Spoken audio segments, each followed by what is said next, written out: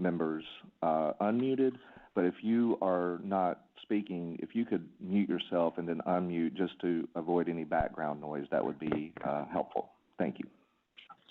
All right. Thank you, Mr. Secretary. All right, good afternoon. Good afternoon. The Memphis Landmark Commission is hereby called to order for its regularly scheduled meeting on today's date, which is September the 24th. My name is Joyce Cox, and I am the chairwoman of the Landmark Commission. I'm going to need everybody to mute because I can hear myself.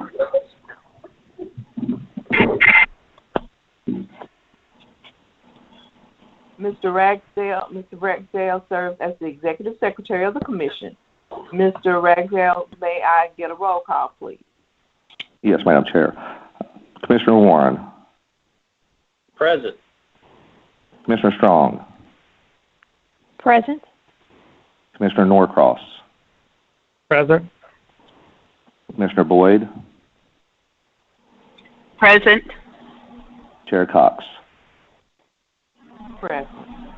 We have a quorum. Thank you, sir. The Memphis Landmark Commission and the local historic district provisions are established to ensure preservation of structures that are of historic value to Memphis. Our function is to preserve significant resources, enhance community pride, and foster civic beauty, and ensure compatibility within designated historic districts. This commission is authorized to review projects and determine their appropriateness based on the design review guidelines. At this time, I would like to swear the staff in. Okay? So, staff, do you swear to tell the truth, the whole truth, and nothing but the truth, so help you God? You may answer by saying, I do. I do. I do. All right. May I get a motion to approve the minutes from last month's meeting?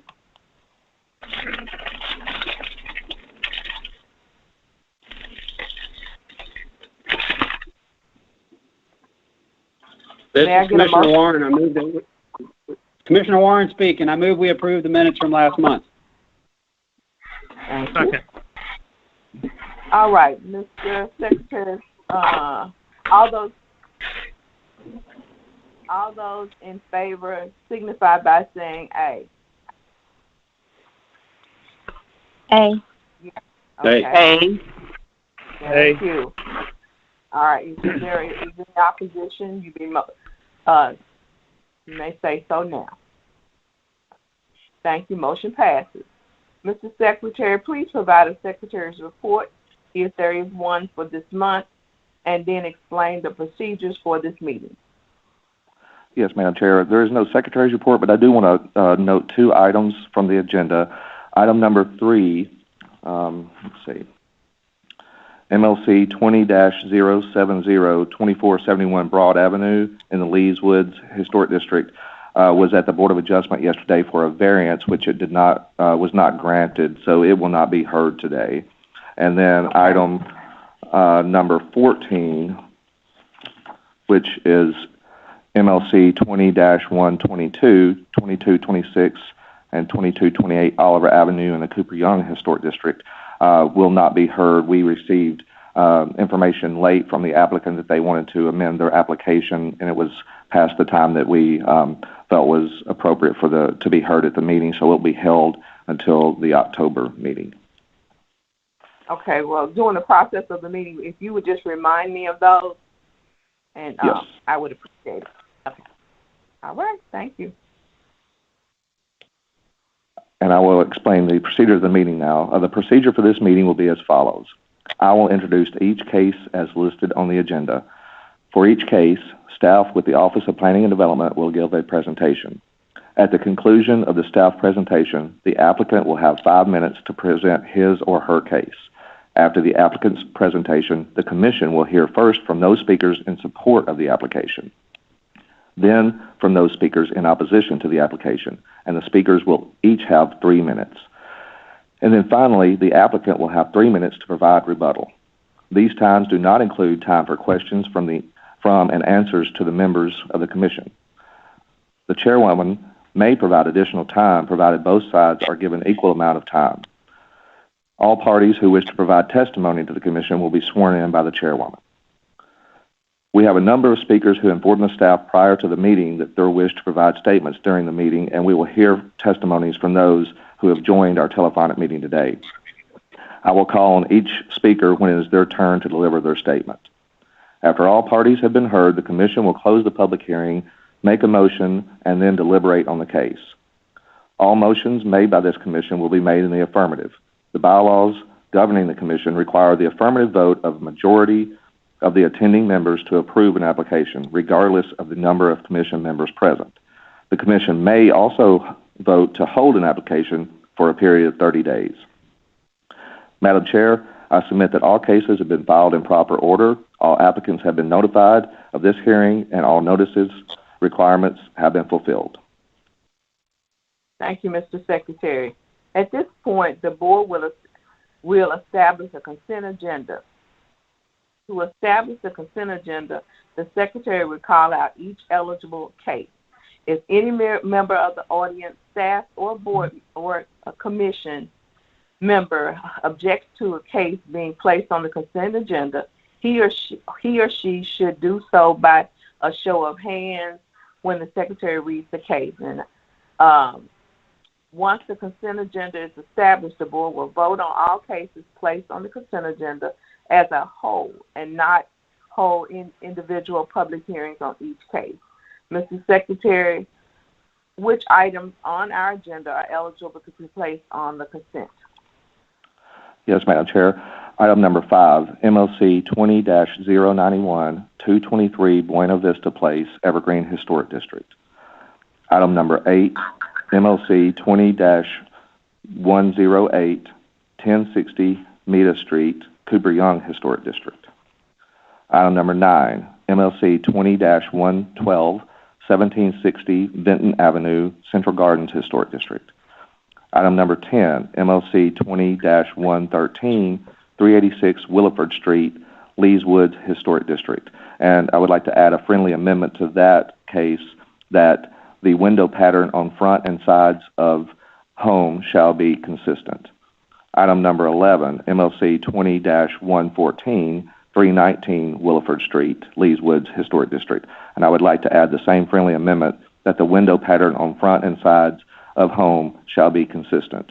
Item number 12, MLC 20-115, 376 South Main Street Historic District. Item number 13, MLC 20-119, 1531 Carr Avenue, Central Gardens Historic District. And item number 15, MLC 20-095, 399 North McNeil Street, Evergreen Historic District. And I want to add that I did need to add a friendly amendment to item number 6 as well that I failed to mention. And item number 6, MLC 20-102, 1049 Roselle Street. The friendly amendment is that final drawings showing proposed design shall be submitted for staff approval prior to issuing the COA. And that is the proposed consent agenda. Okay, thank you. May I have a motion to approve the consent agenda as established by the secretary? And I would just like to remind the the commissioners, that by voting on the consent agenda, he or she affirms that they have read the staff report and is in full agreement with the conditions. I have a question. This is Commissioner Warren. Okay. It was my understanding that not only the commissioners, but if there was anyone from the public who was objecting to these cases, that would by default pull this off the consent agenda. Is that correct, Secretary Ragsdale? Yes, that is correct. And so none of these cases had any opposition. And we sent out, notices and everything. So yes, only cases that. So there are 3 criteria for a case to be considered, and one is that the applicant agrees with any conditions placed on the case. The second is that there was no opposition. Any opposition would mean that it could not be on consent. And then the third is that the commission, at any point, any commissioner can request that a case be pulled from the consent agenda and be heard. So, yes, on all these cases, there is no opposition. Okay. Okay.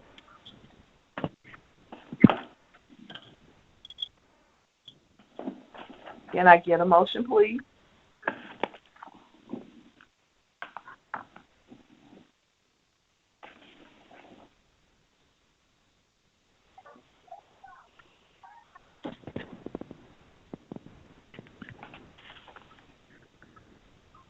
Hello?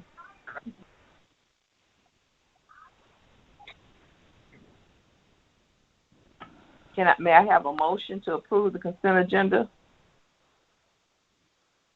I'll approve the consent.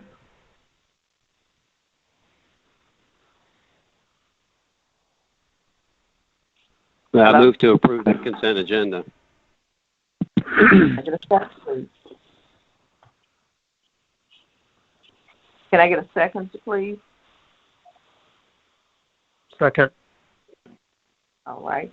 Mr. Secretary, may I get a roll call vote, please? Yes, ma'am. Ms. Boyd.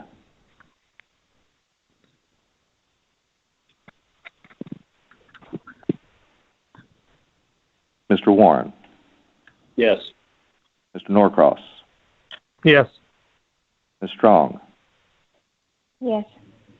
Ms. Boyd. You may be on mute.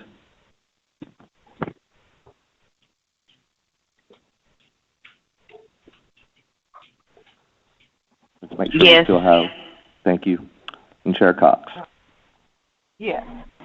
Motion carries. Thank you, Mr. Secretary. At this point, I'd like to state that the minor COA, as listed on the agenda, have been reviewed and approved by the Commission. The Commission will now continue with the regular hearing of the major COA applications as listed on the agenda. Mr. Secretary, please call the first case at the regular meeting. Yes, Madam Chair. Case item number 1, MLC 20-028-293 North Willette Street, Evergreen Historic District. Okay, is the applicant here? Yes, ma'am. Marty McAfee speaking. I think Tom Sullivan was going to try and participate in this as well, but I don't know if I'm listening. This is Tom Sullivan. Okay. All right, then, sir. Would you state your name and address for the record, please? Marty McAfee. Which one of us should answer, Madam Commissioner? I'm sorry. Actually, it's both of you if you're going to talk, so you can go one at a time. Go ahead, Marty.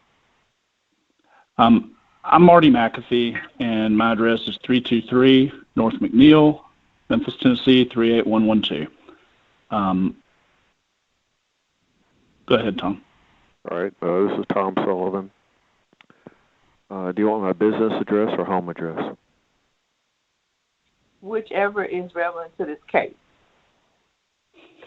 Probably neither one of them are.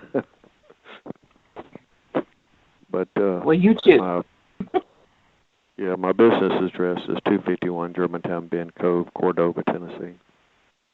Okay, gentlemen.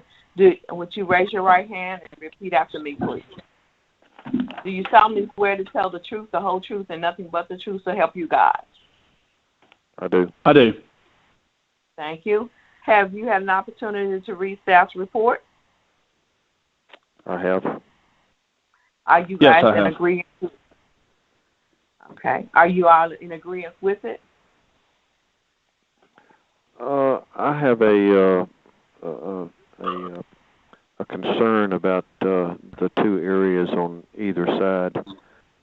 One at the bathroom area, and then one at the rec room area. If we're not able to make those areas 2 stories wide or tall like the rest of the addition, then it's going to impact the bathroom design and the rec room size, well. Okay. Do any of the commissioners want to hear the staff report? Yes. Hello? Okay. Staff? Yes. Thank you, Madam Chair. Aisha Tazad with the Office of Planning and Development. Item before you is a COA request for new construction of a ground floor rear bathroom addition and a second floor addition and exterior alterations to replace windows. Subject property is located on the west side of North Willette Street at the block between Poplar Avenue to south and Peach Avenue to north. Next slide, please. The front facade photo shows the existing condition of the house as a one-story bungalow-style home, which is contributing to the Evergreen Historic District. Next slide, please. The Evergreen Historic District. Next slide, please. Site plan shows the proposed rear addition to the ground floor at the rear left corner of the existing home, which will expand the footprint of the structure by about 144 square feet. Next slide, please.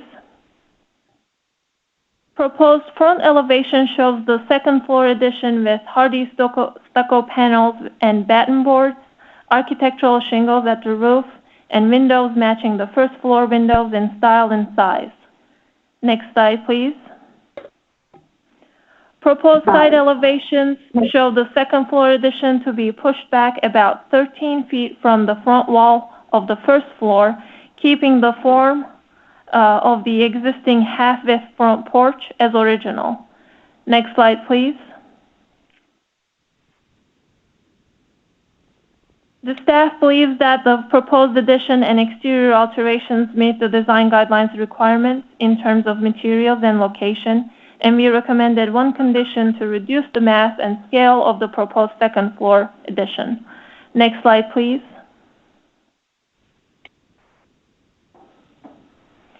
We recommended that the second floor addition not to be extended to the existing bump outs on each side of the home, as shown at the visuals here. The floor plan to the left is also in the staff report, page 8. We recommend the limits of the second floor to follow the red lines and the grade areas to be kept as one story. The side elevations of the house to the right, also on the staff report, page 9, showing the two existing bump outs on each side of the home to be kept one story. Next slide, please. The staff recommends approval of the COA with 3 conditions as stated in the staff report, page 10. And this concludes my staff presentation. I would be happy to answer any questions. Thank you.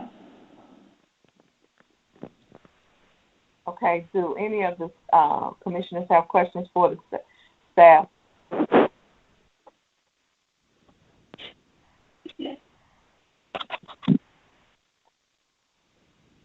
I have a question. What is the proposed ceiling height of the second floor? I see something that says top plate 9 feet, or does that say, so it's a 9-foot ceiling?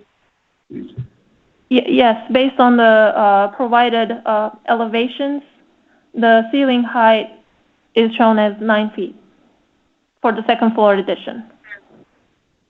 Thank you. Okay. Are there any further questions? So the applicant, you do have, you can rebuttal.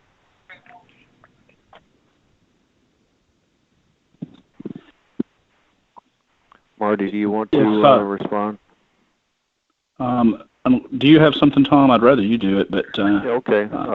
Yeah, as I mentioned before, as y'all are calling them bump outs, if we're not able to make them the same 2-story height as the rest of the additions surrounding it, then it will reduce the size of the bathroom and the rec room, and place a hardship on placing standard size windows in those rooms as well because of the roof line below. we have no problem with moving the addition back the 13 feet on the front that is proposed. But the two bump outs on the two small bump outs on either side, if we could have them as the two-story as well, that would be appreciated.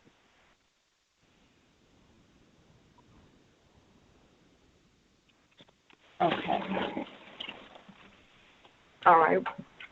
Well, commissioners, can I get a motion and then we can discuss? Madam Chair, we have opposition that wants to speak. Okay.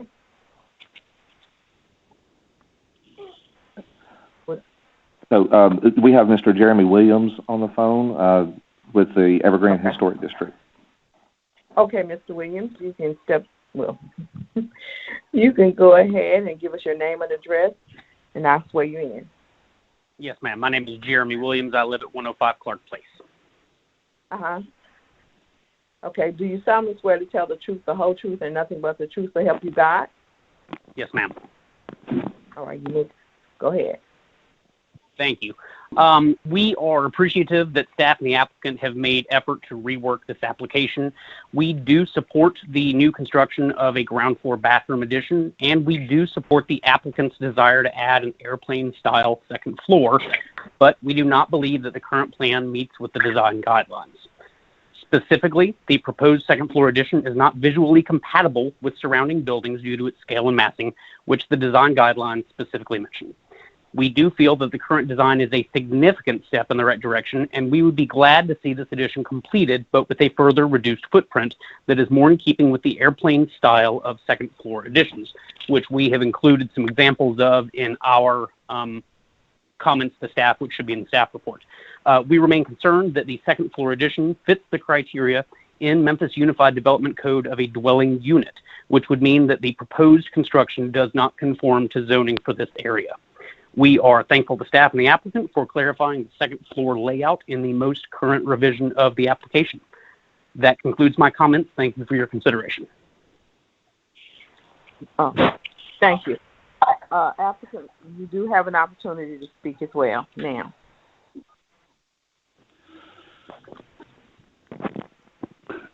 Thank you, Madam Chairman.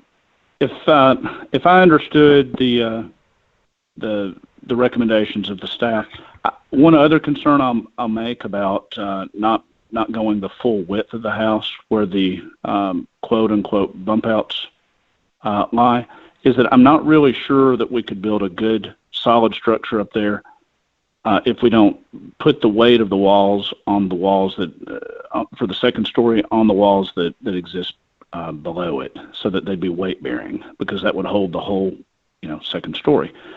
I understand the concerns of the that were expressed by Mr. Williams and by Evergreen, and I like airplane bungalows, but that's not what I'm trying to build. It doesn't make sense with what kind of structure is on the first floor of this house as it stands.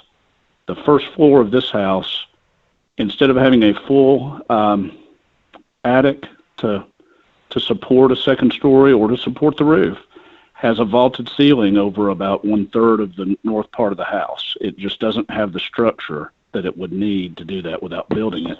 And I'd be essentially building all the structure for a good second story without getting a good second story for it. If the commission decides to deny my application based upon that concern, that's not what I'm going to build. I'm not trying to build an airplane bungalow. And if that's all that I'm allowed to do, then I'll leave it as it is.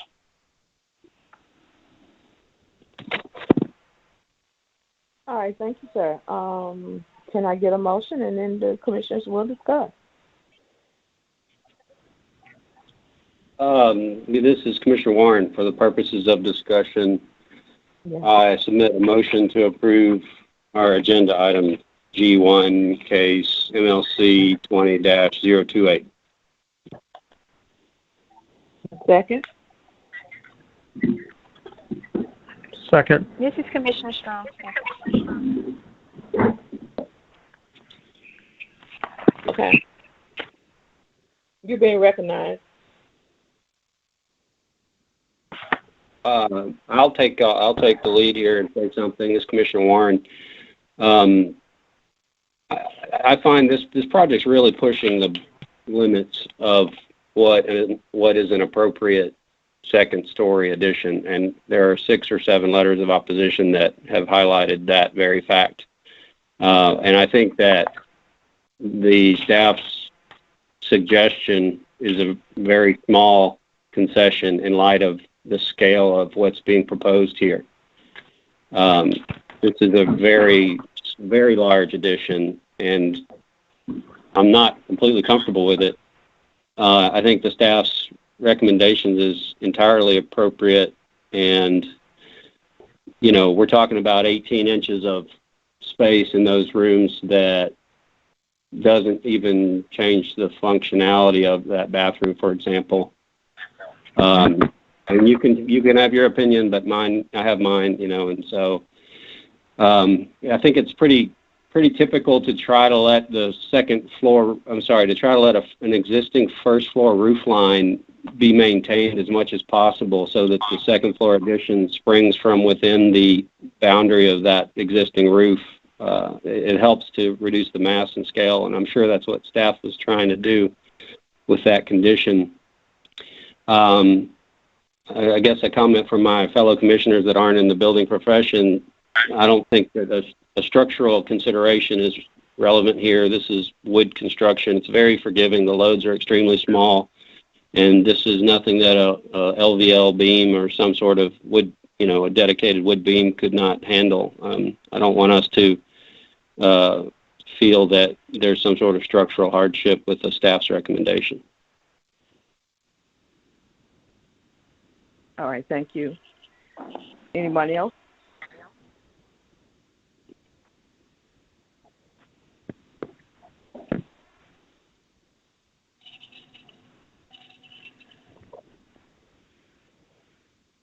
Okay. Nobody else? Well, if nobody else has anything to say, I would actually like to amend my motion. Mm-hmm. Okay. So my motion as amended would be to approve case MLC 20-028 subject to 3 conditions as recommended by staff. Can I get someone to second? Second. All right. Mr. Secretary, can we get a roll call vote? Yes, Madam Chair. Ms. Strong.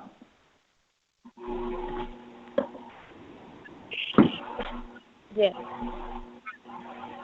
Mr. Warren. Yes. Mr. Norcross. Yes. Ms. Boyd. Yes. Madam Chair, Yes. motion carries. Thank you.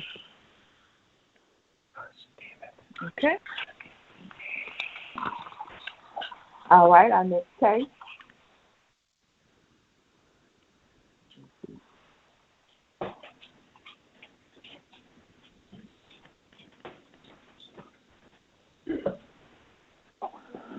Yes, Madam Chair. I'm sorry. The next case is item number 2, MLC 20-050, 1465 North Parkway, Evergreen Historic District. Okay, is the applicant present?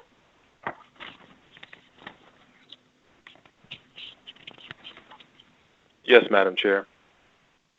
Thank you. All right, would you please give us your name and address? Ava and Joseph Kiles, 1465 North Parkway, Memphis, Tennessee, 38112. Thank you, Mr. Cowles. Would you do you solemnly swear to tell the truth, the whole truth, and nothing but the truth to help you God? I do. Have you had an opportunity to read staff report? Yes, Chairwoman. If it would please the body, we have neighbors that are on hold, but they are at work. And could we amend the rules just to have our neighbors give their support and they can get back to their scope of services and their duties? Yes, certainly. If you just tell me whether you agree or not, and then we can move on, and I can hear them. Oh no. The latest conditions that we received, we have an exception to those. So we don't agree to all of them. All right, Mr. Ragsdale, can we go ahead and hear those in support so that they can go ahead and get back to work? Is that okay? Yes, Madam Chair. I think that it would be important to give the presentation, at least the staff presentation first, and we can do that fairly quickly because we've seen this. And that way the commissioners understand the full kind of proposal and our proposed recommendations. So I can do that quickly, and so I will move ahead. And we do have one person in opposition as well, so just to make sure you are aware of that.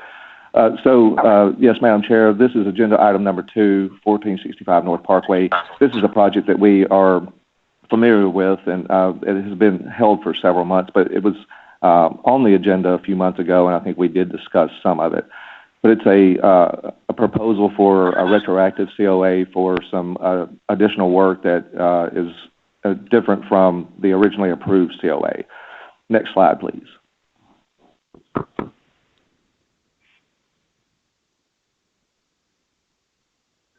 So this is in the bottom right. You can see an original drawing that was approved in the original COA that has some detailing and things like that. And then to the top left is a photograph that we received this morning from the applicant showing the current condition. And so I think that, if the commissioners remember, the upper story material was changed from a stucco type material to a metal panel. Some of the detailing and bracketing and trim work was not installed. On the lower portion, there was a column added to the left of the entrance, a brick column and a security screen door, an infill. And then the applicant would also like to propose infilling the porch openings with a metal screen that has some transparency or some openness, but it's a metal security type screen. And so with that, we did receive this. And so the next slide, please.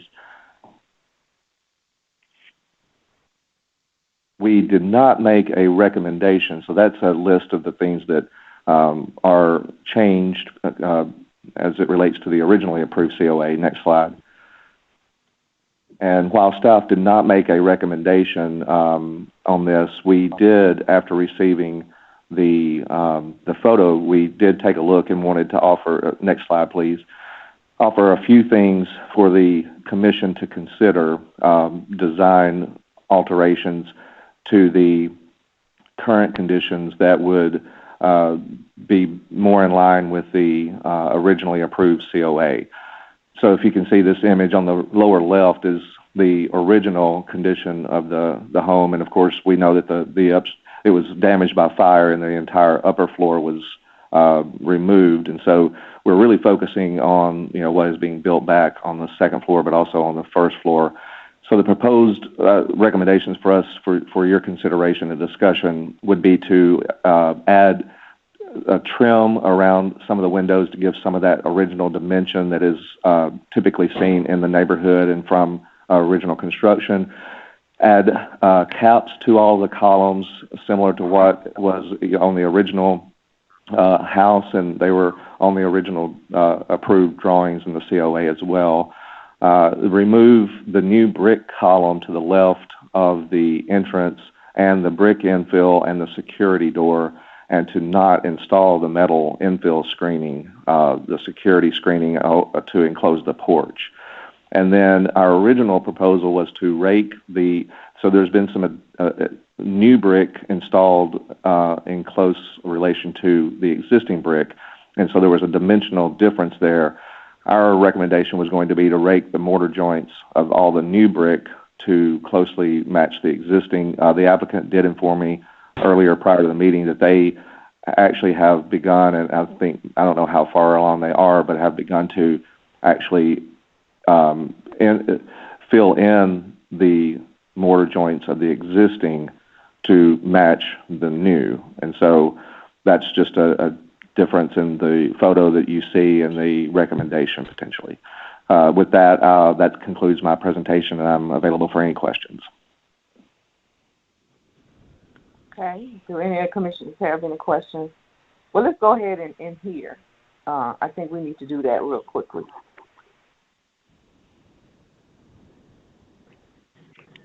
Madam Chair, we have Mr. Neil Johnson unmuted. Mr. Johnson, are you there? Yes. Hello, Madam Chair and everyone on the phone call. I'm a neighbor. I live across the street from the cows, Joseph and Ava, and so I've been pretty closely connected to the... Sir, if you would give us your Can name you hear me? and address. Yeah, I can hear you. I need your name and address, and then I'm going to swear you in. Oh, okay. I got you. Neil Johnson. Address? 1455 Innes in North Parkway, Memphis, Tennessee, 38112. Okay. Do you solemnly swear to tell the truth, the whole truth, and nothing but the truth, so help you God? I do. Thank you, sir. You may proceed. Okay. Hello, Madam Chair and everyone on the phone call. I am across the street from the cows, Joseph and Ava, and have been there for several years. And before that, I've been in the neighborhood about 7 or 8 years. So pretty familiar with the neighborhood and the style of the houses. So I'm no architect. I don't know all the things about design of house and motifs and what, but to me the endeavor that the cows have gone through to repair and renovate their home seems very in line to me with the rest of the neighborhood and the way it looks. So we're on the north end of McNeil, adjacent to North Parkway, and if you go to the other end of McNeil on the south side, there's similar homes in style and stature, I guess, emphasis on the size that match well as far as the neighborhood goes. And I think the cows have done equal, if not better, than those neighborhoods on the south end of McNeil Street to match the rest of the area to fit your typical, I guess, bungalow craftsman style home. So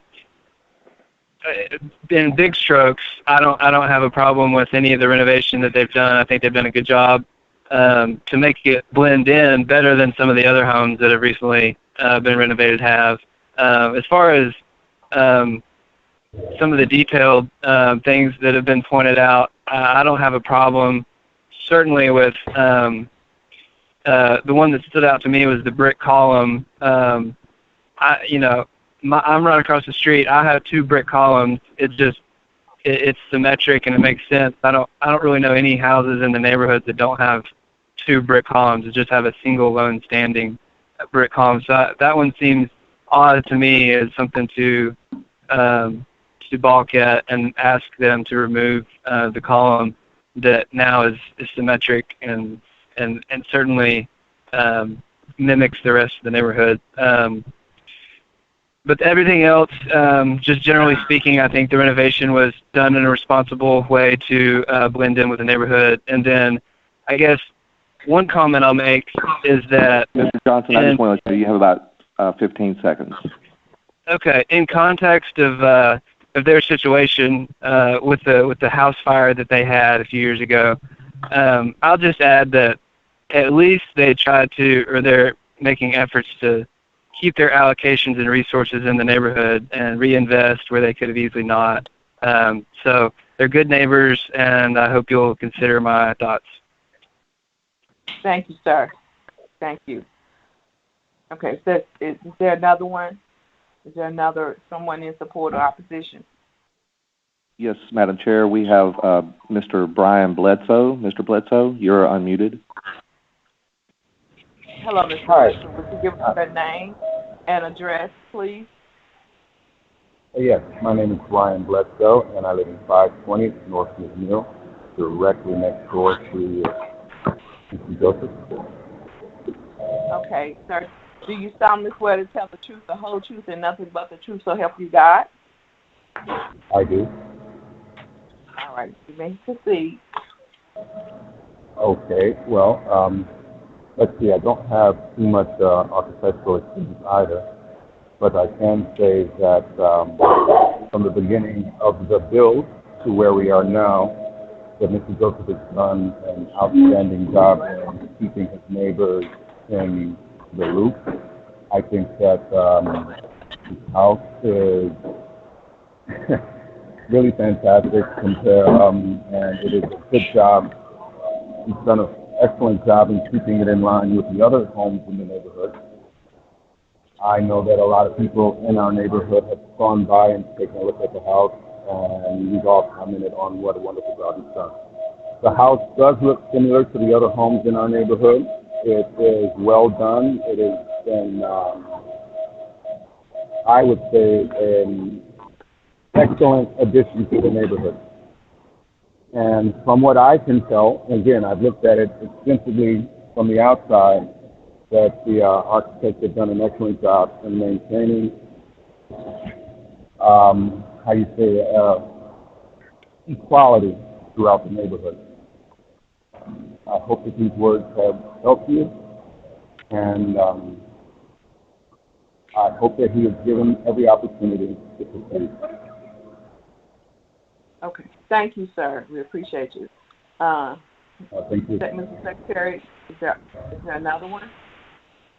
Madam Chair, I did want to clarify with Mr. Kyles, and we do have Juan Self on the phone, who is an architect, and I didn't know if Mr. Self was going to be speaking as the applicant's representative with the applicant, or wants to just speak in support. Mr. Kyles, can you clarify that for us? Yes, we would like to, Ava and I would like to make our comments, and then if the commissioners have architectural or aesthetic questions, that we would count on our architect to be able to respond. Okay, great. Well, with that, I don't believe we have any other people in support on the call. If there is anyone, do you know of anyone else, Mr. Kyles? I think we did have an Alexandra Braun, but I don't believe that they are still on the call. So is that all the? Yes. Okay. You're correct, Mr. Ragsdale. Ms. Braun had a short window of 30 minutes, but she did email you and Ms. Zell and others that are in the email chain and her support, and she listed, based upon the staff report, her comments in support of us. Okay, thank you. With that, Madam Chair, we do have one person in opposition. That is Jeremy Williams, who is the Evergreen neighborhood representative. And Mr. Williams, you are unmuted. Hello, Mr. Williams. Would you give us your name and address, please, and then I'll swear you in. Jeremy Williams. I live at 105 Clark Place. Okay, Mr. Williams, do you solemnly swear to tell the whole truth and the whole truth, nothing but the truth, so help you God? Yes, ma'am. Okay, you may proceed. Thank you. Evergreen is glad to see the home at 1465 North Parkway being renovated. However, we have had and continue to have concerns about the design. In our comments submitted in May, which is included in the staff report, we touched on specifics, which I will briefly outline. Second story siding. The two previously approved applications specified fiberboard panels with a stucco appearance with battens on the second floor. In violation of both COAs, metal siding with an imitation bare wood finish has been installed, which is also not in keeping with Evergreen's design guidelines, which specifically address materials of new construction. Porch enclosure. The addition of a new porch column on the east side of the front steps and an entry door were not part of the previously approved applications and were added in violation of the granted COAs. The most current application requests retroactive permission for these and also includes metal panels which would fully enclose the porch. The design guidelines discourage enclosing porches and recommend preservation of the original character of the original principal facade. Brick facing for garage second floor. The application approved in December 19-234 granted retroactive approval for a second story already added above the garage with the same stucco-like facing depicted on the second story of the main body of the house. However, the work actually completed on site has brick facing on the second story. While the brick facing complies with Historic District guidelines, it is not part of the Certificate of Appropriateness issued based on the application. We strongly believe that building in compliance with a granted COA is very important for our historic district and for the Landmarks Commission. Top of porch columns. The detail at the top of the original porch columns seen in previous application 19-149 have been removed and replaced with plain brick, which are not part of an approved COA. Brackets under porch and second floor eaves.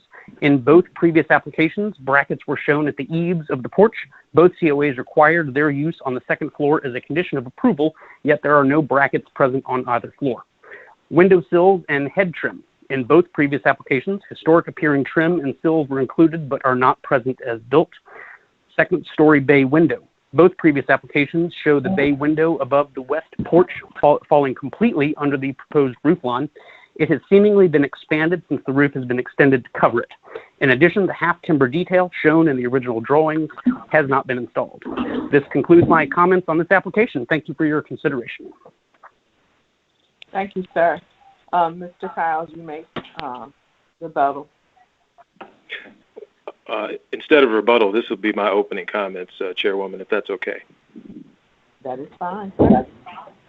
Thank you. Commissioners and staff, thank you for your time today. My wife, Ava, and I appreciate our architect, Juan Self and Self Tucker, the neighbors for taking the time out of their schedule, Dr. Johnson, Brian, and Alexandria, to be in support of our remodeling efforts. I would like to be clear that our position is not adversarial. In our original certificate of appropriateness submitted in 2018, we were all living in a different world. It was one of our past virtual meetings that a commissioner asked if I had signed the certificate of appropriateness of application, which I acknowledged. However, my question would be, why is there a retroactive clause in place if it was not intended for use by any and all citizens that required it? Or if the retroactive policy was intended to be applied unequally and arbitrarily based on race or economics? Or if it was just simply a revenue generator because of the fees associated with the request? I've shared with Mr. Ragsdale 2 new developments with a mixture of metal siding, brick, cinder block. Both residential developments are located within the Midtown boundaries on Madison Avenue. I'd like to know if they're located within the Evergreen District boundaries, and I'm sure that Mr. Ragsdale sent me some information with reference to that. With reference to the security changes in our retroactive request, we are living in unprecedented times. We're faced with a universal health pandemic, record unemployment, mass evictions, a national recession, and based on a recent report dated September 15, 2020 by the Memphis and Shelby Crime Commission, and I quote, after declining earlier in the year, reported aggravated assaults, break-ins in Memphis increased significantly during COVID-19 pandemic months of May, June, July, compared to the same 3 months last year to the tune of 30%. 20 years ago, when Ava and I were a young couple, we purchased this house. We chose Midtown because it truly was a melting pot of Memphis, economically, racially diverse, with educators, doctors, sanitation workers, mechanics, nurses, lab employees, lawyers, judges, waiters, waitresses, students, all working together in order to build and maintain a strong community. Times have changed. Within this week alone, we have seen violence acted out in places where we shop, Kroger fuel station that resulted in a death, and 3 lives changed irrevocably. MLG worker this morning assaulted. That incident resulted in a death. And we fear and are faced with wickedness and principalities in high and low paid places when a citizen named Breonna Taylor can be murdered in her own home by police and they receive no punishment for the crime. So this is a new day. We must take every precautions to keep our families safe. We do not live in a gated community with armed guards and controlled access, but are we not entitled to provide similar security apparatus to keep our families safe? We have taken the necessary preventative and proactive precautions to deter crime at our property and prevent any harm or potential loss of life. And what exactly is the argument against our security door? It has tremendous curb appeal and adds value to the home and to the aesthetics of the neighborhood. In closing, it is not our goal to find this issue under litigation at some future point in time, because it may not be clear if the municipality, the historic district, or officers of any historical district and any other individuals involved in this process have opened themselves up to liability by demanding that we remove certain security measures that have been in place for some time now. However, it is our goal to find synergy and harmony with all those involved. Respectfully submitted this day, September 24, 2020. Thank you, sir. Yourself, do you have any comments, or do you want them?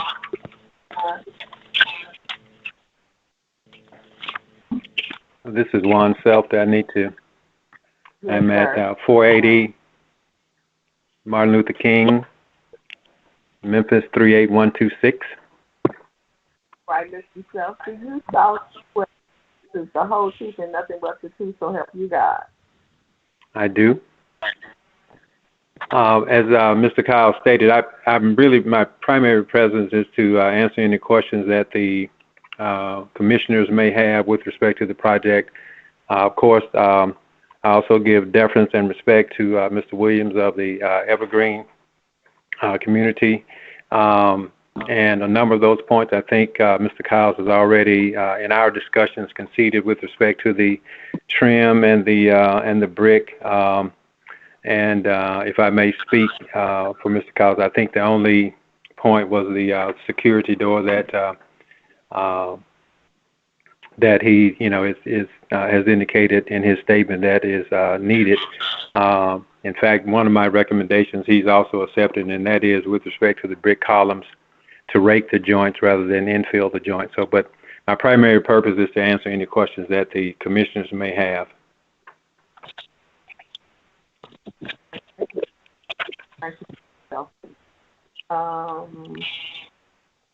Commissioner? Yes, this is Commissioner Warren. So this project has been held a number of times, and I was just kind of curious where we left off. And I know we have some other new commissioners on the body. So this kind of revisiting how we got where we are and might be helpful for some of them. The last meaningful meeting minutes that I'm able to find on this were from the May 28th meeting.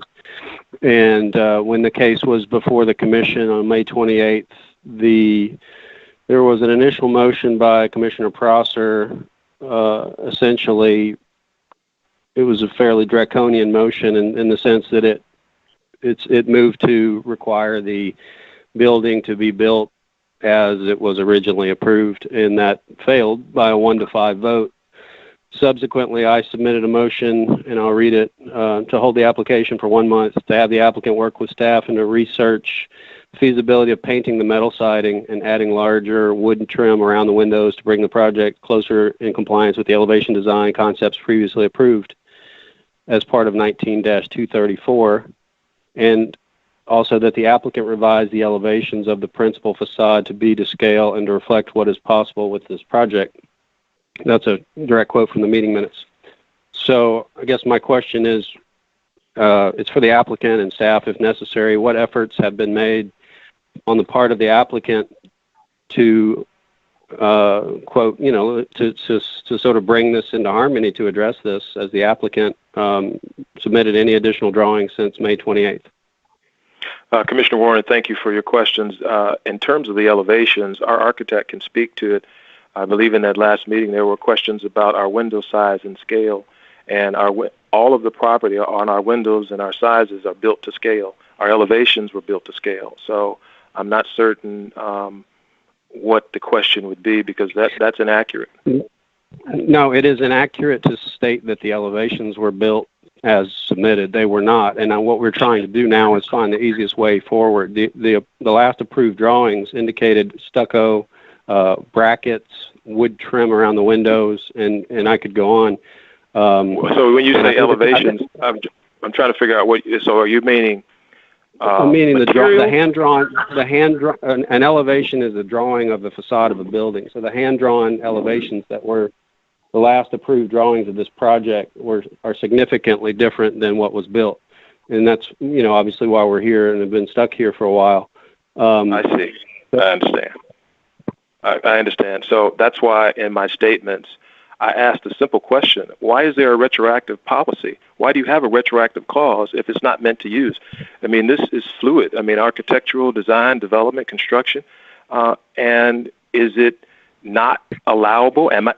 Is retroactive not allowed for me and my wife, or is it just for specific individuals? I'd like for staff to talk. Yes. What is a retroactive clause? What are we talking about? Yes, well, and I can answer that. And Mr. Kyles, you did mention that one of the commissioners did ask at a previous meeting if you had signed the 2 previous certificates of appropriateness that were approved, and you stated that you had.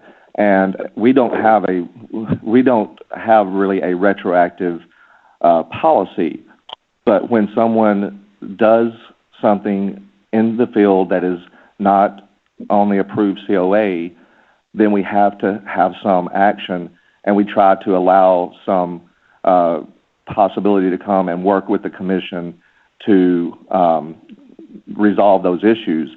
Otherwise, you have to build what is on the approved COA. So this is not something that we have a policy that we allow people to change things and then come back to us, because that's why we have the COA that is approved that you sign that says that if you make any changes, you will come back to the commission. So that is the reason that we have that terminology. It is not a process that we allow all applicants to use. Thank you, Mr. Ragsdale. Is there a fee associated when you come back with a retroactive? Because I believe I paid a fee for a retroactive, and if there's not a policy, there is a fee, and so there is a policy. I'm just trying to make sure what the terminology is. Well, this is a new application, is the way we've treated it, and so I'll go through the fees. So on this project, we received an original fee of $75 for the original COA. And then when the second retroactive came through, we received another fee of $75. So on this application that we're looking at today, we received a fee of $150. So we have received a total of $300 in fee for this project. And I can assure you we have spent much more time than that. Oh, I'm certain, but I mean, we're talking about now a legal question. If there's a fee, then I've paid to meet a policy and a standard. And it's so for you to say that it is not a policy, I just want to get a clear understanding. But to get back to Commissioner Warren's point, we do want, I think what you've added and what we received today, adding the trim around the windows, adding caps to the columns, and as both Mr. Ragsdale and Juan Self have talked about, making sure that the columns are all symmetric. We are in favor of all of those. Where we draw the line is removing the security door. Just today, while I was sitting in my home office, Dr. Neil Johnson's home was directly across from mine. I saw an individual ride up on a bike in camouflage, walk up onto his porch, and was about to kick his door in. Until I stepped outside, called Mr. Johnson at his work while he was at the hospital, and said, "Are you expecting anybody?" And the person got on his bike and rode off. So, this thing about aesthetics and beauty and trying to make sure the neighborhood is pretty, that time is past. We are in a major crime statistics are escalated and elevated, and I'm going to do everything to protect my family. Mr. Kyle, let me just make this clear. What we have to vote on is what is given to us after you, because just to say, well, we decided this today and we don't have anything to substantiate what anybody is saying other than what we had the last time, and then when we look at the staff report, it says no recommendation. I understand, Chairman. The purpose of this is to try to work together so that you can to come to some type of consensus, because regardless, you're in a historic district. Some of those things you have to bring up the Evergreen neighborhood, because they're the ones that can change the policy. We can't. We have to support what's in writing. But we're here now, so we're trying to figure out, okay, how do we work through this? And I understand. We all understand, because we're in a time now that we're all of us are uncertain about. But we got to work through this issue. Yes, Chairwoman. So, is this Chairwoman Cox? Yes, sir. I completely agree. What I would recommend is that the architect, Juan, and you, and give us something to vote on. Okay, as I stated. and then you have your neighborhood that's saying that that's not in the guidelines. We are here. No, we have one person. Excuse me, Madam Chairwoman. We have one person on this call that's stating that it is not within the guidelines. But I have immediate neighbors whose homes are impacted by how our home looks, who said they are in support of it. So to have one person arbitrarily on Clark Street. But what I'm saying is, what I'm telling you is, if it's written in your guidelines, that's all we can vote on. We cannot vote on personal opinion. We cannot vote on the, I like it. If it's not in the guidelines, we cannot vote on it. The guidelines are recommendations. They are not law. And a historical district does not have the ability to infringe on my personal, me and my wife's personal property issues. Okay. This has gone all the way to the Supreme Court, and if that's the way we need to go, then let's just get to it. I am agreeing with Mr. Ragsdale's his suggestions today to add the trim around all new windows, to add the cap around the columns, and to rake mortar joints and so it will match existing bricks. I am in agreement with that. Okay. So, Mr. Ragsdale, Mr. Secretary, do we have anything to vote on? Yes, Madam Chair. I believe that if this is the end of the discussion, then I think that you can ask for a motion that if a commissioner would like to make a motion in the affirmative, then a second, and then the commission can actually discuss if there are, conditions they would like to impose on the project and to be voted on.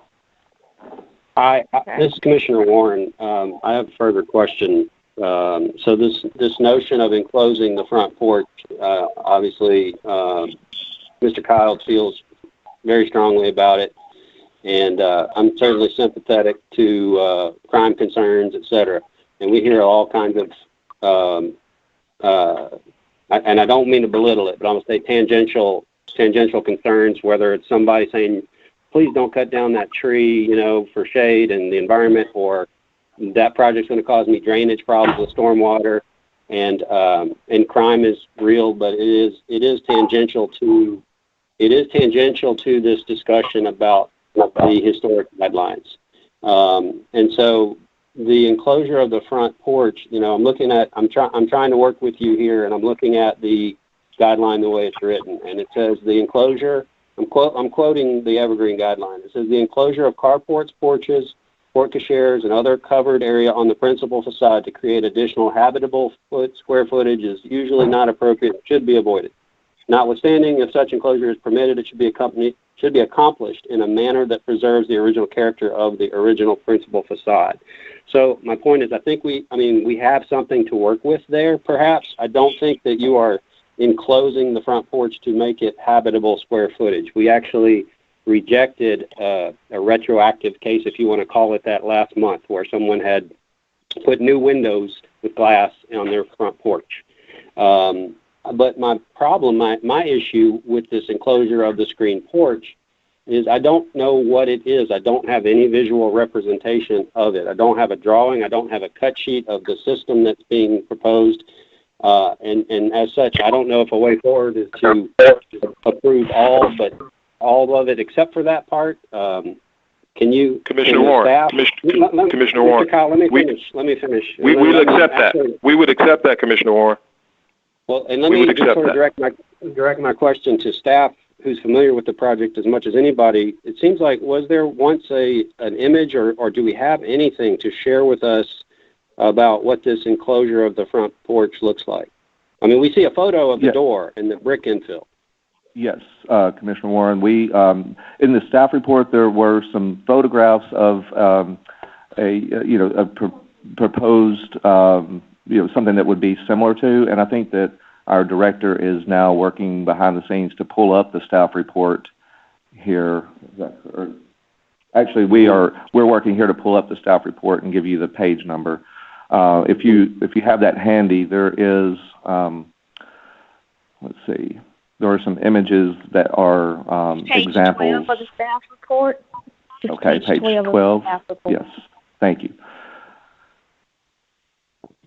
Right. But I mean, is that the product? That was what was provided as a sample. Mr. Rackell, can I address that? Yes. Yeah. So prior to our fire, we had a screened-in porch that was already in existence. And as I said, we've been here over 20 years, so that screened-in porch was already there. But based upon what Chairwoman Cox has said and Commissioner Warren, if it brings us closer to coming up with some harmony, we'd be willing to forego the screens at this time in order for us to be able to move on with this project. Well, I appreciate that. I have some issue with the. Let me say I do not have any.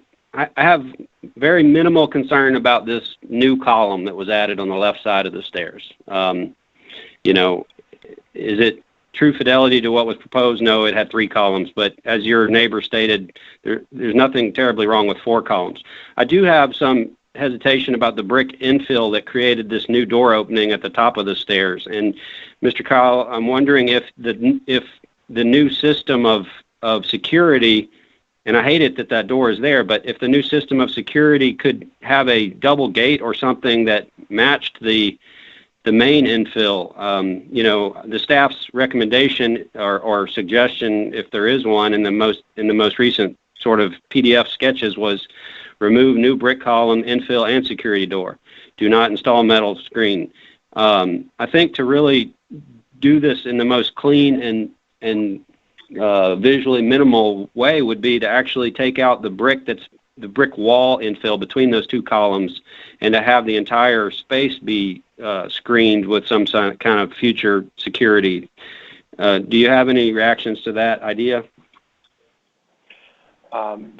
Based on our contractor and a security provider, so the perimeter of if we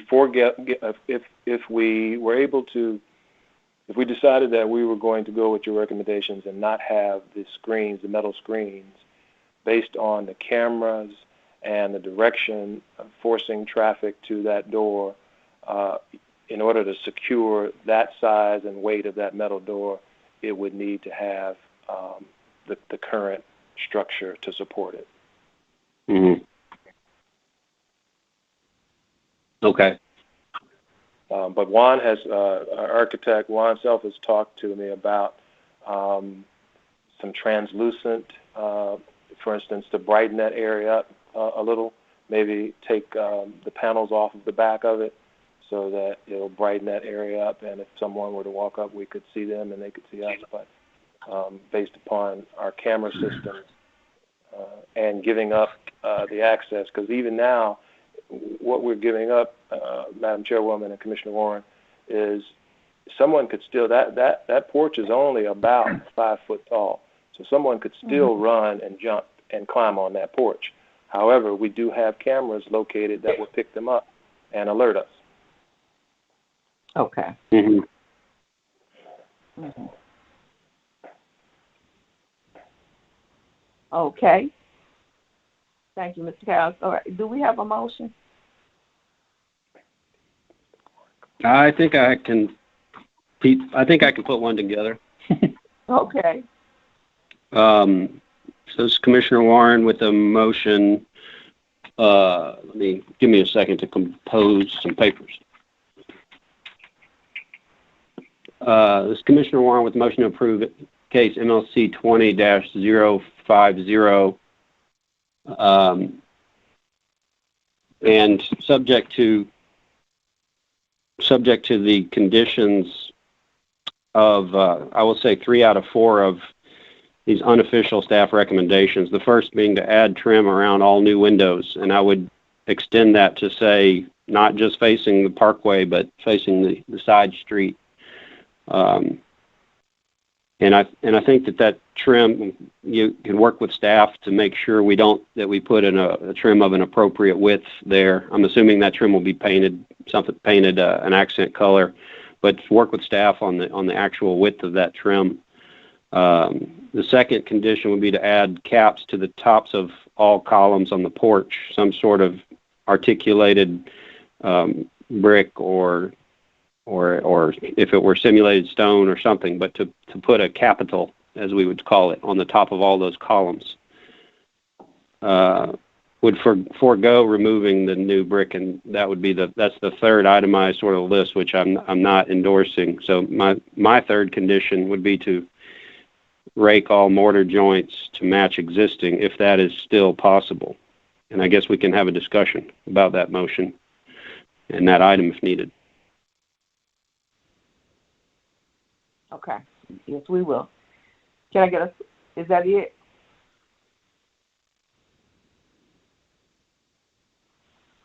Commissioner? Commissioner Warren, yes, is that... Yeah, that's it. I'm sorry. I had muted after my conclusion. Yes, that's it. Yes. All right. Can I get a second, and then we will discuss?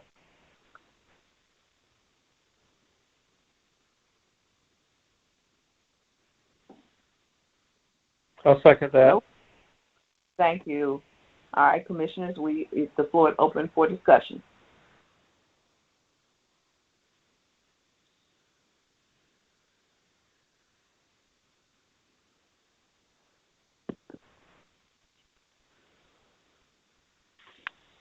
Would you repeat what you suggested again to make sure? I want to make sure I captured everything. Yeah, so yes, Commissioner Strong, I don't mind repeating it at all. Probably a good idea. As a preface, I'm basically looking at an email from staff to the commissioners received yesterday around 3:11 p.m. And it had a couple of images with some arrows pointing to it. So my conditions were essentially to approve this project in its current state with 3 conditions. Condition number 1 would be to add trim around all new windows and to work with staff regarding the dimension of that trim. So this is not in other words, not a thin metal stripe or something. It is probably at least 3/4 of an inch thick front to back and of some appropriate width, something probably 5 inches or I'll leave that to staff. The second condition, to add an articulated cap to the top of all of the columns. And that could be either done with brick or stone, but something that looks more in line with the historic front porch and will create a shadow line or a capital or termination at the top so that the brick post doesn't just end. The third condition had to do with the mortar joints of the brick. There appears to be an inconsistency between the new columns and the sort of where they meet the old brick, and the staff's idea was to rake the mortar joints at all new brick to match existing. And I'm curious, Secretary Ragsdale had mentioned something at the beginning that might be pertinent to that, but I can't recall exactly what it was. Yes, Commissioner Warren, I believe that I had been told by the applicant that they were looking to actually infill all of the existing joints, but then Mr. Self, their architect, said that they had discussed it and they believe that raking the mortar joints was going to be the approach that they take. So I think that's appropriate. Yeah, I think that would, if just intuitively, it probably is a lot less volume, and maybe a grinding wheel or something could be used to kind of to take a little bit of that existing mortar out so that it reads like the rest of the brick.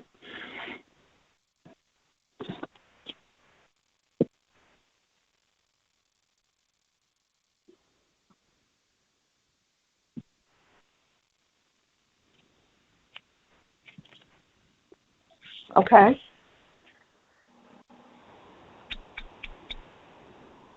So, is there any more?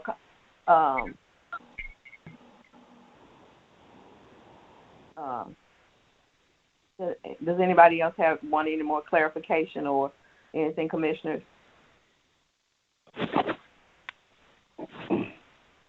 Is there any further discussion? If none, we can go ahead and Mr. If you would repeat your motion and second, and we will get a roll call vote. Yeah, Madam Chair, I do have the motion noted correctly, so I think we're good for a roll call if there's no more discussion. That is fine. Okay. Mr. Warren? Yes. Mr. Norcross? Yes. Ms. Boyd? Yes. Ms. Strong? Yes. Chair Cox? Yes. Motion carries. All right. Thank you, Mr. Kyle. Mr. Kyle. Hello? Yes, Madam Chair, the next case on the agenda is item number 4, MLC 20-086, 1502 Harbor Avenue, Central Gardens Historic District. Thank you, sir. Is the applicant present? Yes. Okay, sir, would you give us your name and address, please? My name is Charles Shep. I'm an architect. I live at 110 Wagner Place in the Cotton Row Historic District. Thank you, sir. Do you solemnly swear to tell the truth, the whole truth, and nothing but the truth, so help you God? I do. All right, thank you. Have you had an opportunity to read staff's report? Yes, and we agree with the staff report. All right, thank you, sir. Do any of the commissioners want to see staff's report? And actually, Madam Chair, we do have someone in opposition, so I believe we would need to hear the report. All right, thank you. You can go ahead. Thank you, Madam Chairman. Brian Bacchus with the Office of Planning and Development, Land Use Development Services, Landmarks section. This is agenda item 4, 1502 Harbor Avenue. As you can see on your screen, this item is located at the north side of Harbor, just west of South Willette in the Central Gardens Historic District. The request is for primarily 2 site improvements, 1 swimming or lap pool in the side yard, 2 limestone and wrought iron fence located to the front of the home or adjacent to the home. The applicant has also had a Board of Adjustment approval just yesterday, approved by consent with 2 conditions, but the site plan shall be subject to the Landmarks Commission. Next slide, please.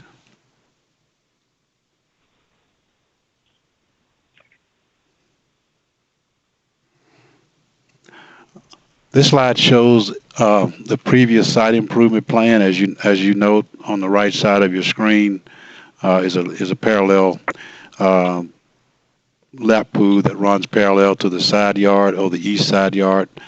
As you can see, it extends beyond the front porch at the right side of the home, and it also has a front yard, but it extends into the front yard, and that was a reason for the Board of Adjustment request. However, next slide, please.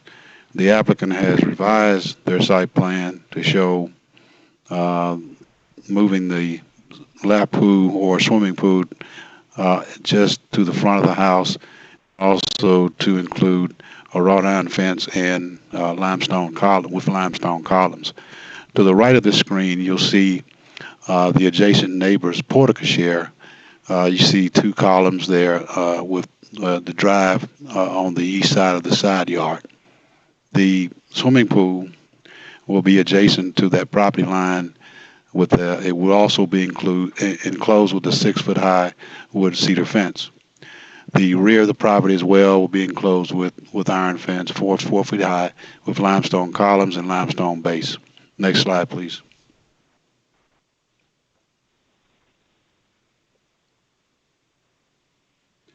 This is a rendering or a fence detail. As you can see to your left side of your screen are the existing limestone columns, as well as the house has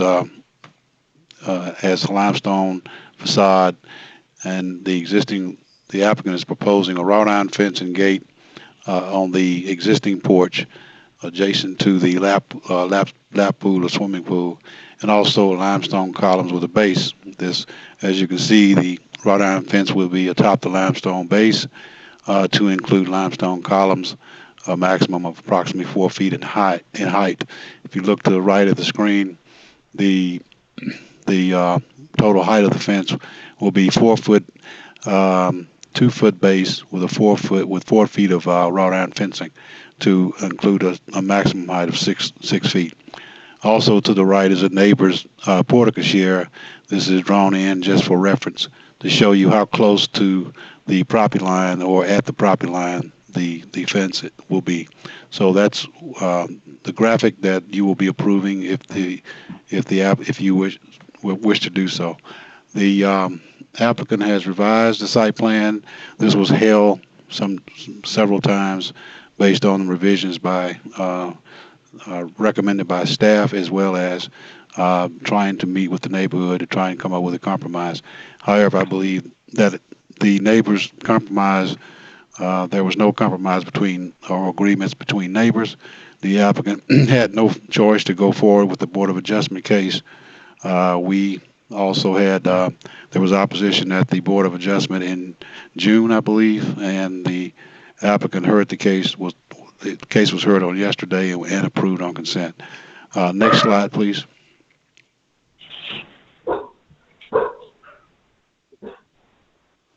So does the project meet the design guidelines?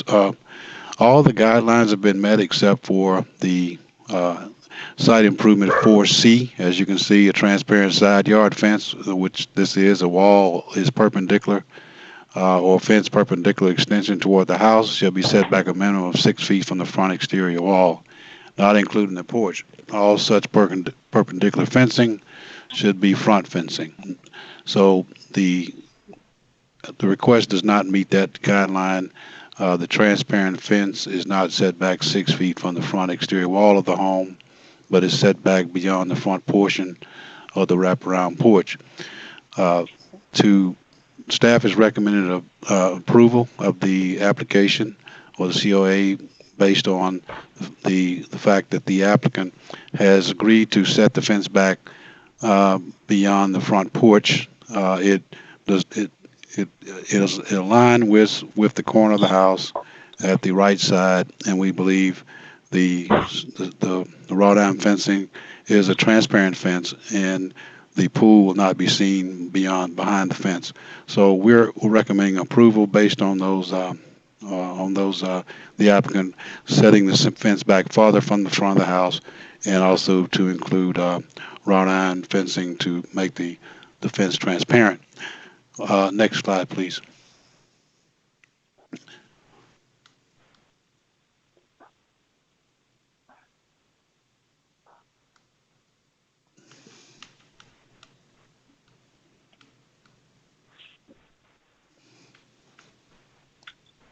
Next slide, please.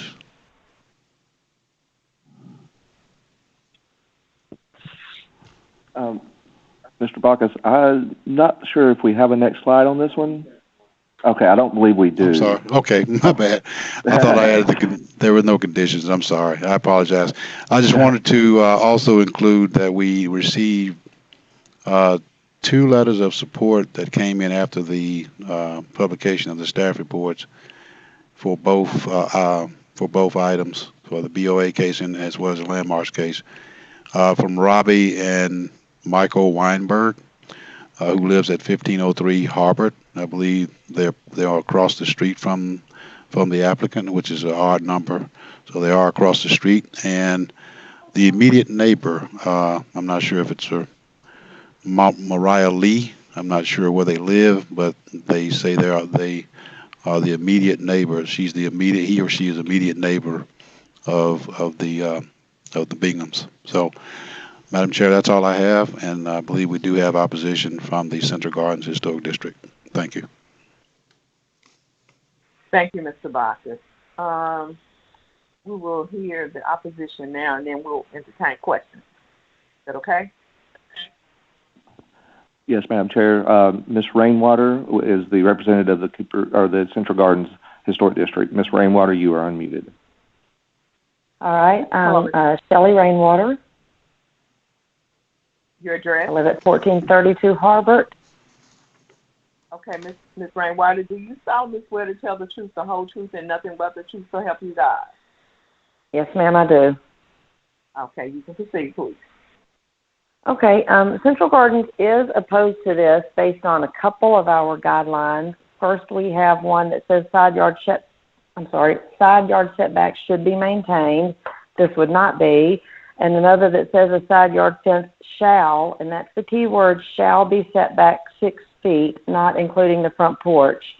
The fence is beautiful. I have to, agree with that. The fence is beautiful that they're putting up, but our guidelines do say shall, not maybe or might or preferred.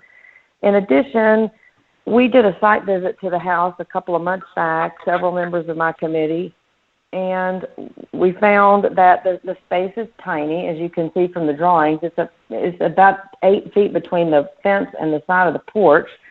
And in the backyard of this house, they have a great space for a pool. I have a pool in my yard that's in a space that's smaller, and it works well with big trees and with my garage. So I think that's not a real good reason. In addition, we spoke with several neighbors trying to do our due diligence. One was okay with it without conditions. 2 said they were okay with it because they wanted to see the landscape improved. And 2 said they were completely opposed to it. They didn't like it.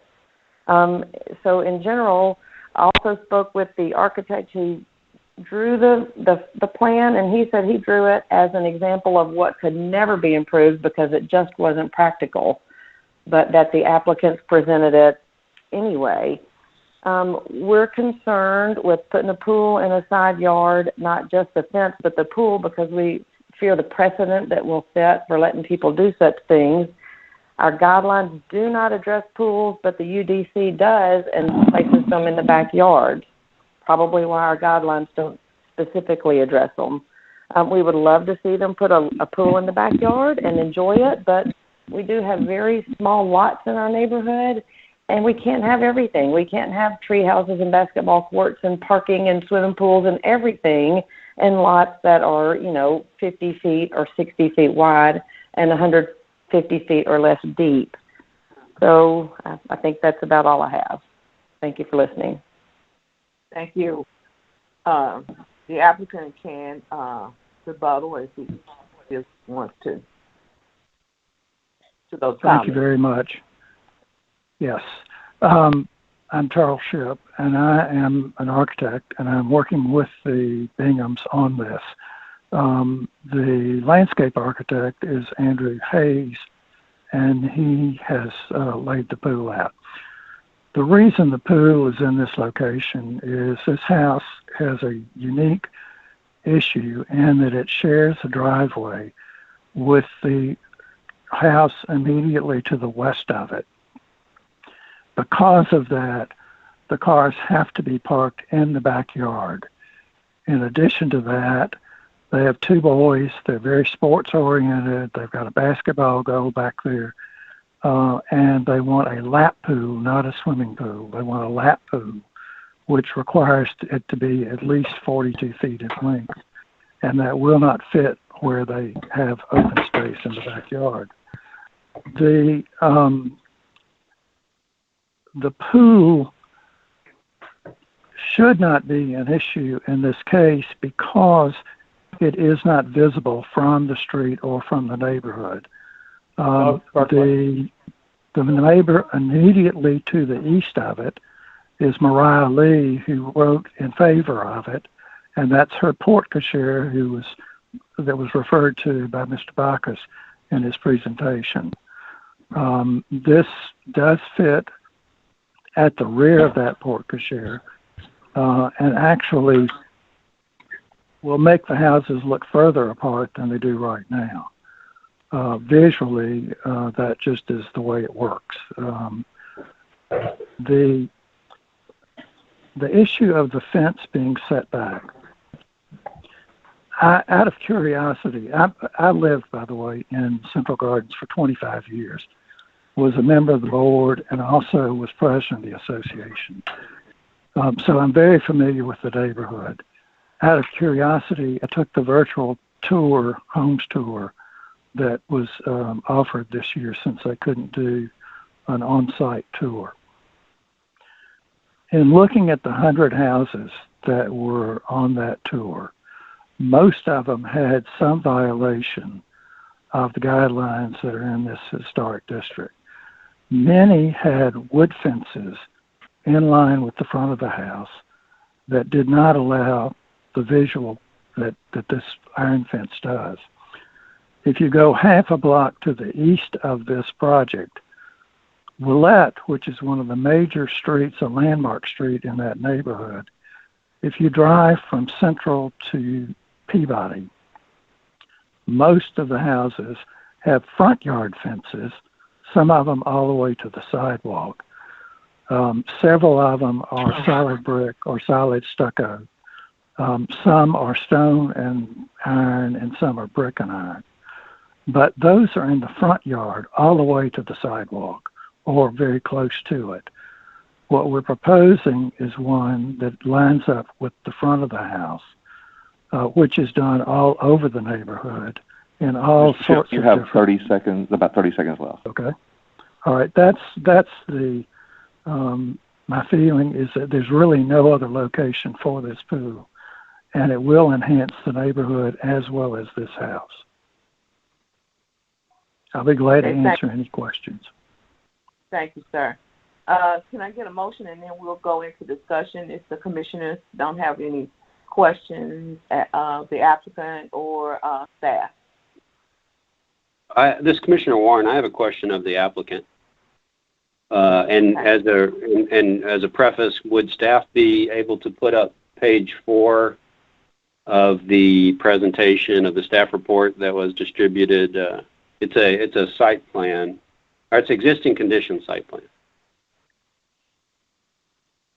So page 4 is the existing conditions. So I guess my question is, it's a little difficult to tell from the Google Street View. Is this porch, this existing front porch, is it actually sort of a wraparound porch, like an L shape?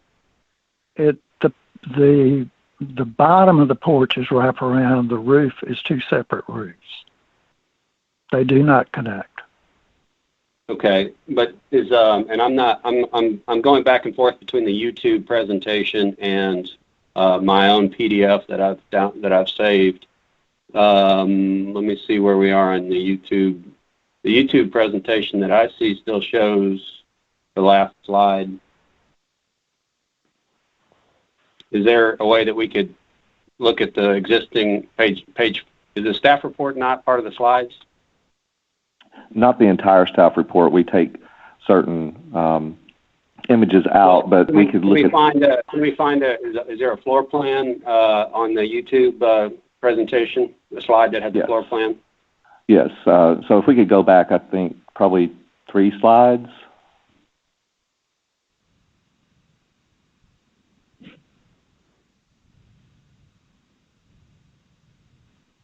Okay. So yes, if you see here, you can see where the porch wraps around, and then the pool. Yeah.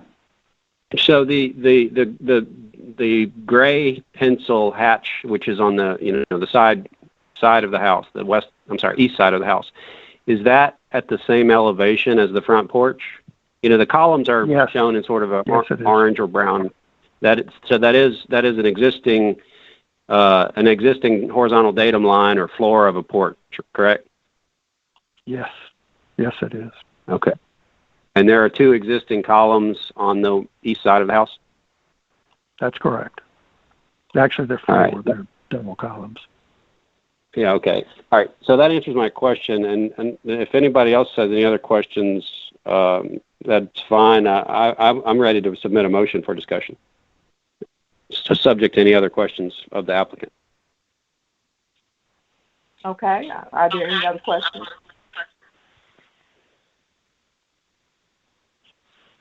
Okay. This is Commissioner Warren still. For the purposes of discussion, I submit a motion to approve MLC case 20-086. Can I get a second, please?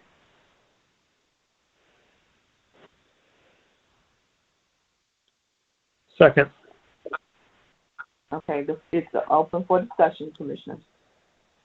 Okay. Well, so I think if I understand correctly, the neighbor who is on the east, who is closest to this new construction, has offered support.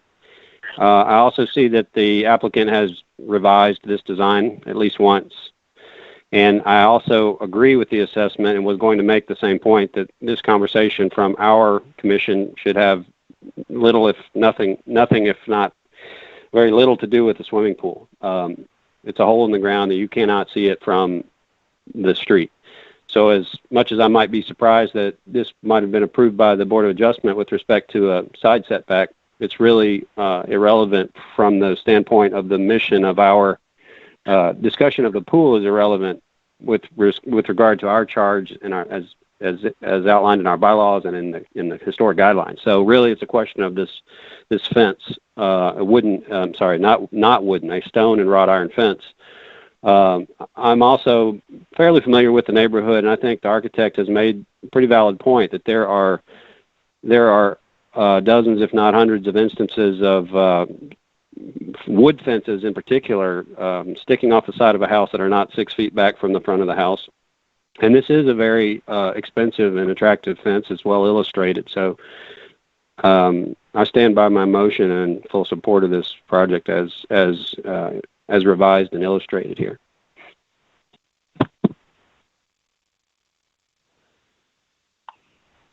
Okay, thank you.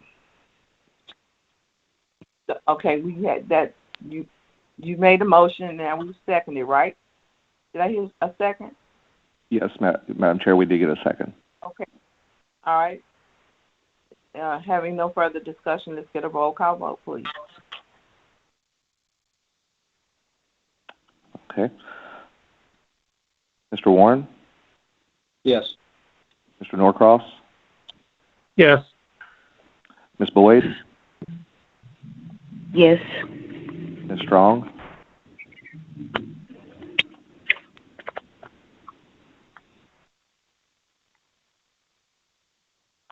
Ms. Strong, you may be muted, or we're checking to make sure she's still on the line. Thank you. Okay. Commissioner Strong,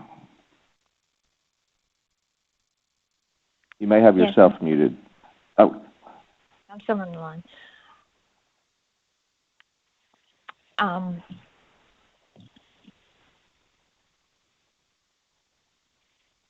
No, because it says shall in the guideline. Okay, thank you. And Chair Cox? Yes. Motion carries. Madam Chair, our next case is item number 7, MLC 20-105898 South Cox Street, Cooper Young Historic District. Thank you, Mr. Secretary. Are the applicants present?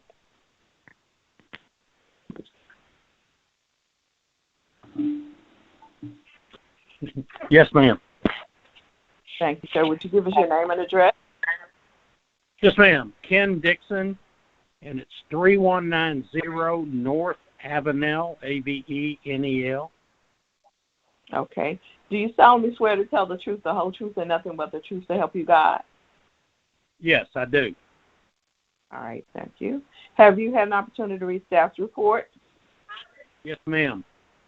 Are you in agreement with staff's report? I'm in agreement with the staff report. Yes, ma'am. Mm-hmm. All right, thank you, sir. Mr. Secretary,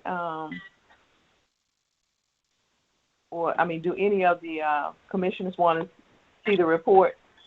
And we actually do have opposition on this one, so we will have the report, Madam Chair. Okay. Go ahead.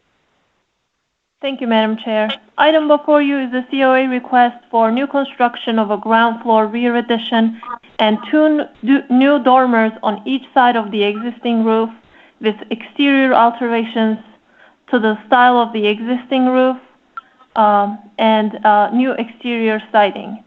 Subject property is located to the east side of South Cox Street at the block between Nelson Avenue to north and Oliver Avenue to south. Next slide, please. The visual shows the existing condition of the home as a one-story cottage-style single-family home, which is contributing to the Cooper Young Historic District. Next slide, please. Proposed site plan shows the ground floor addition at the rear right corner of the existing home. Next slide, please. Proposed front elevation shows the existing half-width front porch to remain and the main roof to be a front gable, matching the existing smaller gable in terms of roof slope. Proposed dormers on each side of the structure are below the ridgeline of the main roof with 712 roof slope and matching architectural shingles. Next slide, please. Proposed side elevations show the proposed dormers to be set back about 13 feet from the front wall of the house on each side of the home. Next slide, please. Proposed ground floor plan shows the rear addition is to extend to the laundry room and to have an open kitchen area with stairs to the upper story. The proposed dormers and the roof change allows second floor to have a master bedroom with bathroom and walk-in closet and a loft space towards the rear of the house. Next slide, please. The staff believes that the proposed alterations and new additions partially adhere to the Cooper Young design guidelines. Although the proposed dormers are located 13 feet away from the front wall of the house and subservient in scale, the applicant also proposes to alter the existing hip roof and change it to a gabled roof to accommodate the proposed walk-in closet of the second floor master bedroom. However, we believe that the changes to the roof shape will not significantly alter the overall height of the structure, and the height will be about 23 feet from ground to the mid-ridge line of the main roof. Next slide, please. We recommend approval of the COA with 5 conditions as stated in the staff report, page 7. This concludes my staff presentation. I would be happy to answer any questions. Thank you.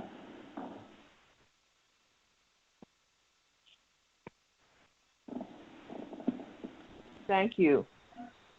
The applicant, you have an opportunity, well, you're in agreement. Do any of the commissioners have a question for the staff?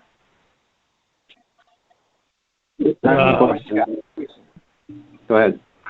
Someone else? No, go ahead. Well, it seems one of the biggest changes to this house is not listed in the description, and that's the principal front facade, the addition of a gable.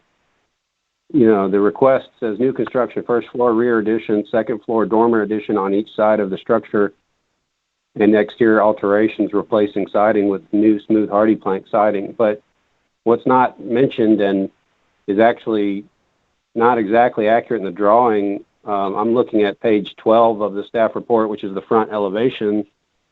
The entire large gable is new, yet there's a note on the applicant's drawing that points to it that says existing siding or replace with hardy smooth siding. That the mass of the front of the house is being changed. Am I right? That is correct. Okay.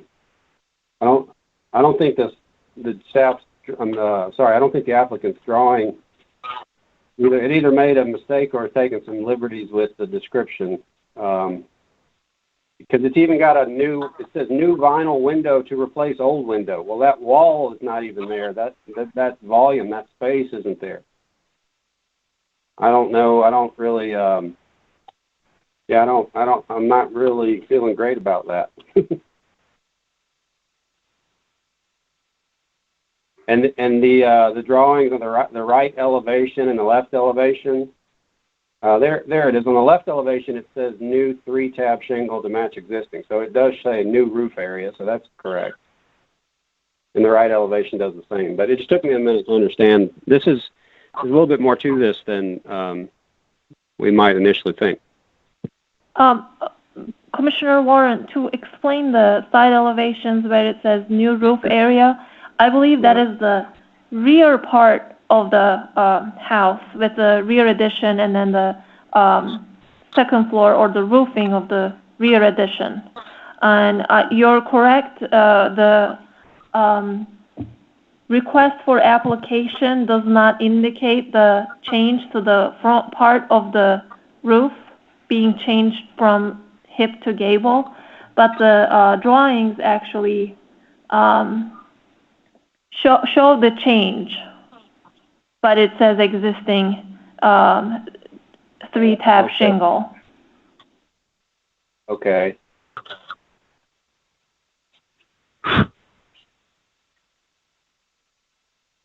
I'm scrolling through it here.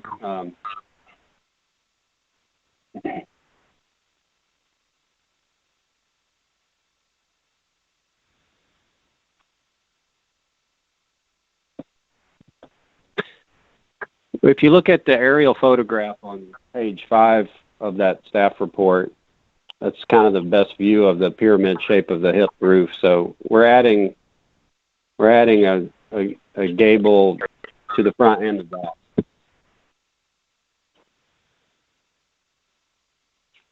No.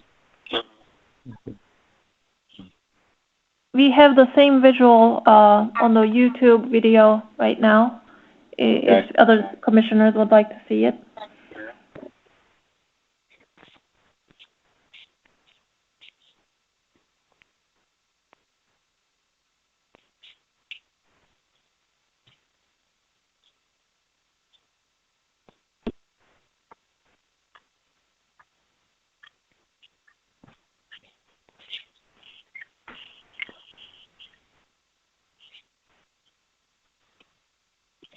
The discussion about the change in the roof line did come up during the design review process earlier this month.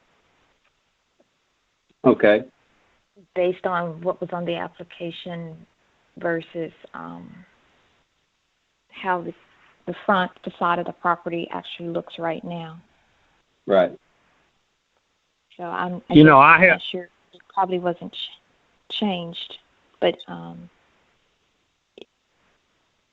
Madam Chair, if we don't have questions for the staff at this time, we may want to have the applicant, they have time to present as well.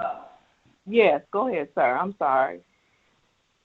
Yeah, this is Ken Dixon. My phone line had just dropped off, so I guess I would say that... Mr. Dixon, if you can hold on one second. Mr. Dixon, Madam Chair will need to get your name and address and swear you in. Oh, I'm sorry. I thought we had done that. My name's Ken Dixon. Yes, I apologize. You have. Okay. All right. Okay. I would refer to that same, I guess, the roof line you're talking about altering from that. I mean, I don't mind changing it if you want me to put the hip that was there. But the front part of it, I think, looks a whole lot better. And I would disagree that there's a main hip on the house in the back, but the front porch is a flat roof. It has no hip to it whatsoever. And the main house had a hip. And we were, frankly, I feel like streamlining it. It may be that, that's not what you want to see, or something I would propose too, that my house compares favorably to right across the street to 901 Cox. And if you look on page 5, it shows the elevation. If you go across to the west and then go down to the south, one house with that orange roof, that is 901 Cox directly across the street. And it's got the hips there on it, all over on the front and the back of it. Wouldn't be anywhere near that much with mine. And then the other complaint is that the gable on the front of the house comes too tall, and it's on the same pitch as the front gable, but it's sitting back from the front gable over 7 feet, and it doesn't show the depth, obviously, on this drawing. It looks like it's sitting right on top of it, and it's not, and it goes back 7 feet. But I'll be happy to work with the staff any way we need to do, but I do think it's a big improvement on the existing front facade of the house completely. So that's my that's what I've got to say. Madam Chair, we do have someone in opposition. I'm sorry. Go ahead. No, I was just thanking him for the comments, and I think I was just grappling with the before and after, understanding exactly what the changes were spatially. So. Mm-hmm. Yes, sir. Okay. Did anybody else have any questions or comments? If not, we can go ahead and make a motion. Wait a minute. Is there anybody else that's in opposition or for? Yes, Madam Chair. We do have Miss Olivia Wall, who is representing the Cooper Young Community Association, and she is unmuted. Olivia Wall. Okay. Yes. Neighborhood representative for the Cooper Young Community Association, 2298 Young Avenue. Do you solemnly swear to tell the truth, the whole truth, and nothing but the truth, so help you God? I do. Okay, you can go. You can proceed. Thank you for hearing from us. Our major concern on this property is the second-story addition, which violates our guidelines in relation to habitable additions to existing structures. These concerns are compounded by the fact there are no two-story structures from a period of significance on the street block. 7.1 of our guidelines specifically states that, quote, habitable additions shall be located to the rear or side of existing residential structures so that they do not facade. New additions to the front of existing residential structures are not compatible with the structures built during a period of significance and shall not be allowed, end quote. The second-story addition as proposed completely alters the front facade due to the added massing to the front of the structure as well as the two side dormers proposed.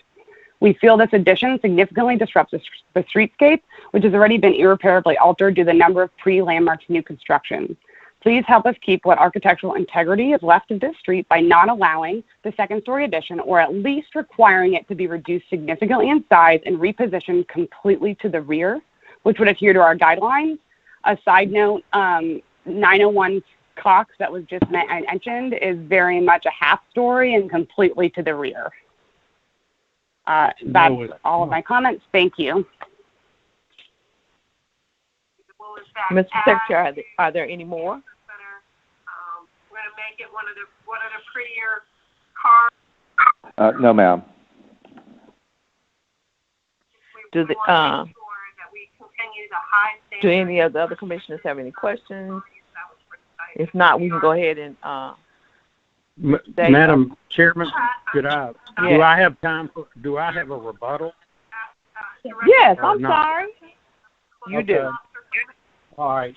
I would maintain that that's an exaggeration on 901 Cox about the location of the roofs. I don't want to get into an argument, but it's very prominent. It's up to the front. There's a two out to the side, and it's I would dare say my two side dormers set, if not as far back as that, maybe even a little farther. And like I said, the front gable is sitting back already 7 feet from the front wall, and then the dormers are sitting back from there. So I think it's not like sitting up on top of the front of the street as being proposed. And I think it's a big improvement over the front of the house as it is right now, but that's just me. But I appreciate your time. Thank you. Thank you. All right. So can I get a motion? Very clear, I mean.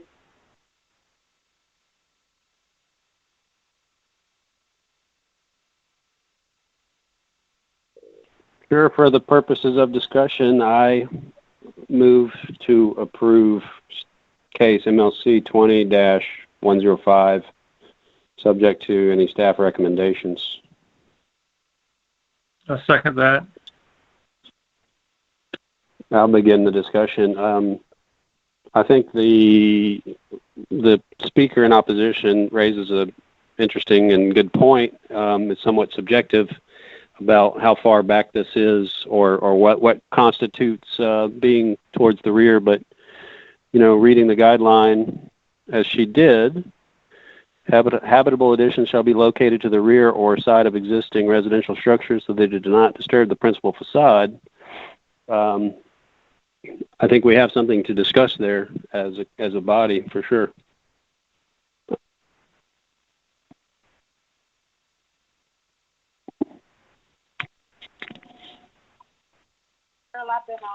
Okay. So, is there any more comments or conversation? Let me get out. Hello?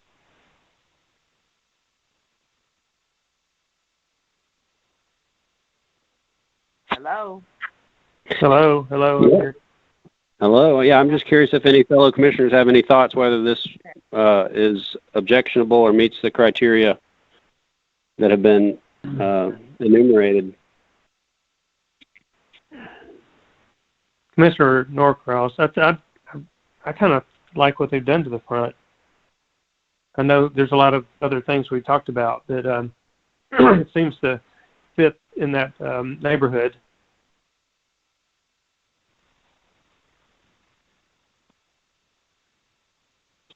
Okay. Any further comment? Okay. Not Mr. Secretary, do you have a good grip on the motion? Yes, Madam Chair. All right, let's do a roll call vote, please. All right. Mr. Norcross? Yes. Ms. Strong?